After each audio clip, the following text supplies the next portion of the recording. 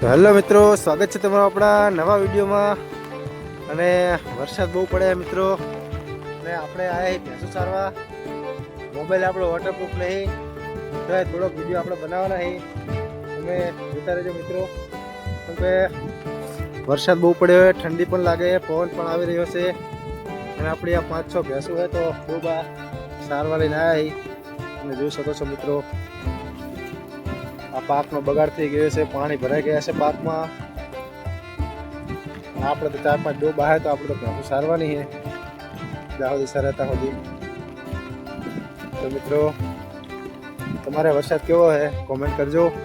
તમારે તો જો ક્ષેત્રા ભરી દીધા છે, બૂમ પડાવે વરસાદ, બાકા ચીકી બોલાવે, બાકા ચીકી.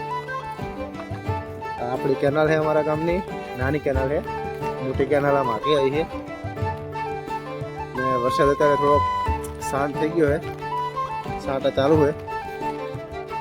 અને આપણે સત્તરીને આવી જાય સરવા, અને ઓલરેડી તો આપણે ચાર નહીં જઈએ, જેમ આપણે બાઇક લઈને પહેલાં ચેક કરવા આવ્યા હતા કે ભેંસો સરે ઉઠે જ નહીં, પછી આપણે ભેંસો લઈને આવ્યા હતા.